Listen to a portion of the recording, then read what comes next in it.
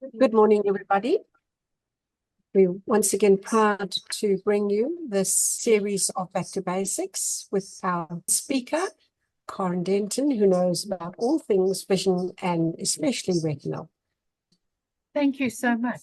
And it's always a pleasure to be back here and to share all of this with everyone. As you know, it's called Back to Basics, and that's exactly what it is.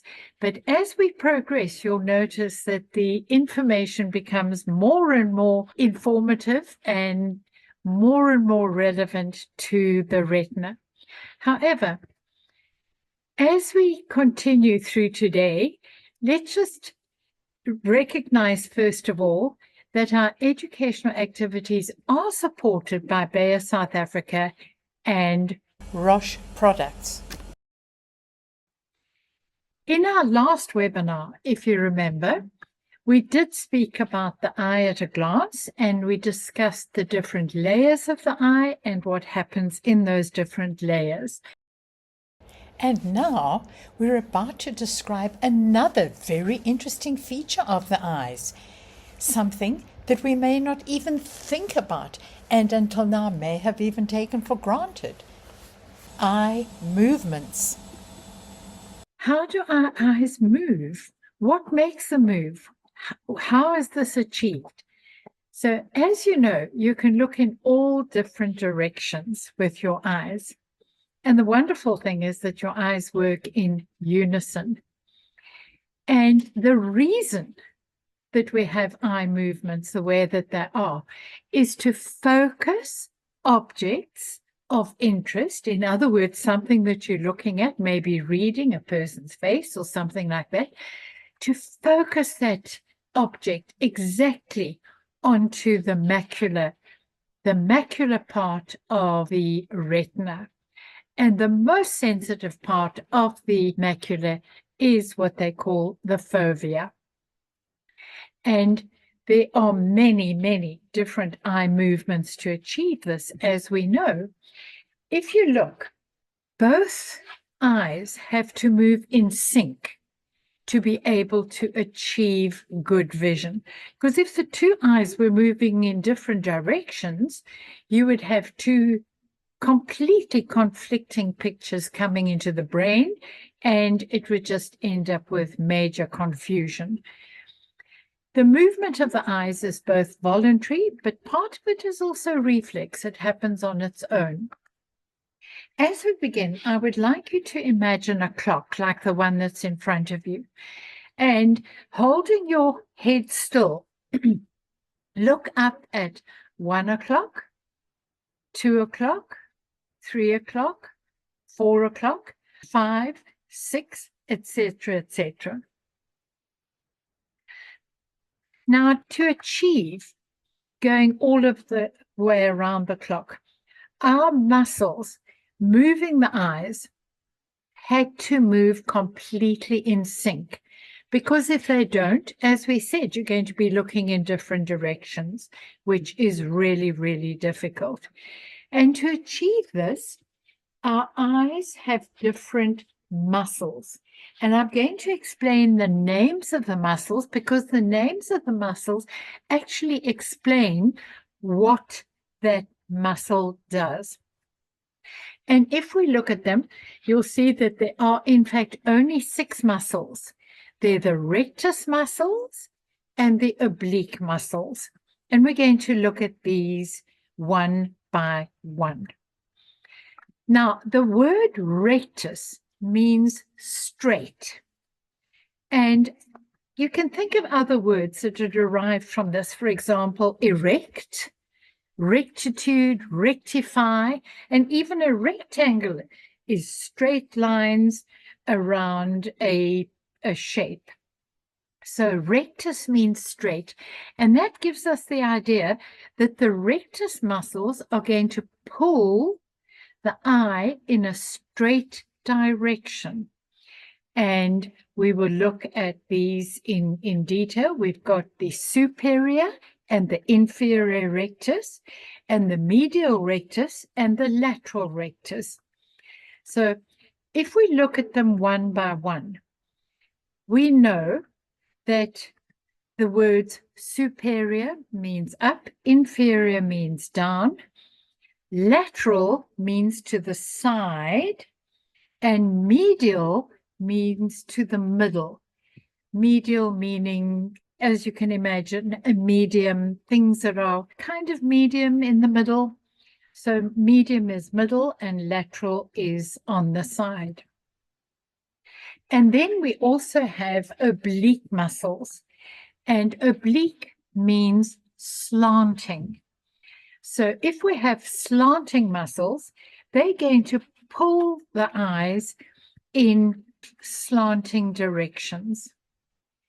And if we look now at the muscles one by one, if you look at my little picture here, the superior rectus will pull and the eye will go up. The inferior rectus will pull and the eye will look down because it's pulling it straight. The medial rectus will pull towards the nose and the lateral rectus will move away from the nose. So those little eyes move exactly as we've said. The interesting thing about the superior oblique is the way it's attached onto the top of the eye towards the front. So as it pulls, you can imagine it's going to pull the eye down in the opposite direction. In other words, into the nose area and down. So it depresses and internally rotates. So it pushes the eye down and internally. If you don't want to, you don't have to remember all of these. Just know that these work in sync. And the inferior oblique does the opposite. It elevates the eye and takes it outward.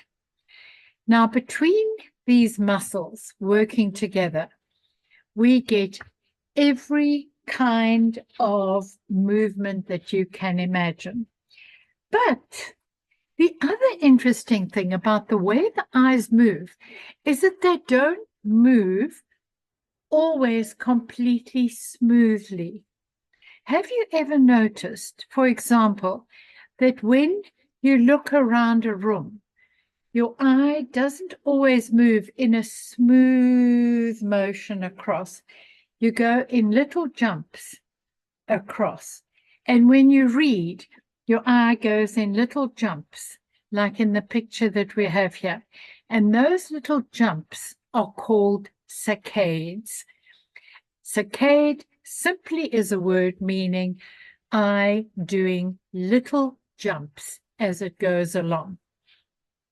And it's very important how the saccades move, because that allows us the ability to read and to go from one word to the next, to go from one line to the next, and from one paragraph to the next, to be able to take in what we're doing.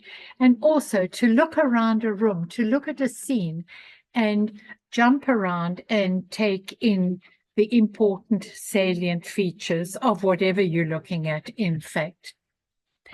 There are different disorders that may affect the eye muscles and therefore vision.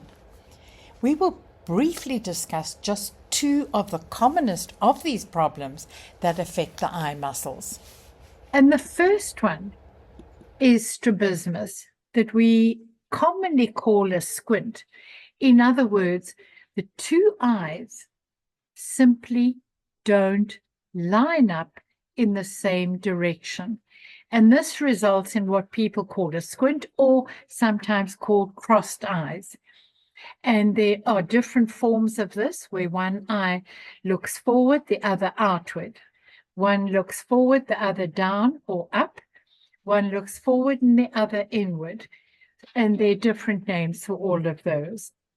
But as long as you just know that these are different types of strabismus, and it's normally corrected by an operation that the ophthalmologist will do to sort out the muscle that is not working efficiently or properly. Nystagmus, you might notice sometimes when you look at people that they have these fast, uncontrollable little movements of the eyes. It's almost as though the eyes are dancing. And these movements can be horizontal, going back and forth, back and forth, back and forth, back and forth. They can be vertical, going up and down, up and down, up and down, or they can even go in little circles in either direction. And these are called horizontal nystagmus, vertical nystagmus, or rotary nystagmus. And there are a whole lot of conditions that cause nystagmus. And these are normally corrected by somebody like the ophthalmologist in conjunction with the neurologist. So that's all about muscle movements in the eye for today. And in our next exciting chapter, we're going to look at the lens of the eye, the crystalline lens, in some detail. Do you have any questions? Hi, Karen. Well, that, as always, was so informative. I have a question. Yes. We know that in very early retinal degeneration in young children, sometimes they do have nystagmus. And is that because the eye is looking for a signal? Yes. It's normally because the eye is trying to find what it knows it ought to be focusing on. And the thought is that exactly as you say, Claudette, unless you have another explanation, because you're also very good at this, that the eye is trying to find the appropriate focal point. And because it can't, it searches for it and can't find it. No, I bow to your superior knowledge. I only know that, for example, in very early onset retinal degeneration, like Leber congenital amaurosis, the children often have nystagmus, but it seems to, when the brain realizes there's no signal, it seems to calm down a bit. So in the early stages, you get nystagmus, which can go away. Yes, it very often does go away, as you say. I'm not sure why, but thinking about it, maybe it's because the brain stops trying to get the eyes to work together in sync and allows one to become dominant. That seems to be a possible explanation. That was great. Thank you, Corin. And also, may I tell you, on the website, you will see links to all our webinars over the years, and also, of course, to our podcasts, which is Retinal Realities. And may I ask you, please, if you do go onto Retinal Realities, don't forget to subscribe. We really need you to do that, because if you subscribe, enough people subscribe, we will actually monetize our Retinal Realities. And also we get a bigger spread, and we get a bigger footprint, and we get more advertisement from the Spotify. So please don't forget to subscribe to our podcasts. And also, if you have any questions, you can always email Karen at retinasa.org.za. And if there are no other questions, Karen, I think that's it for this morning. Thank you very much. Thank you.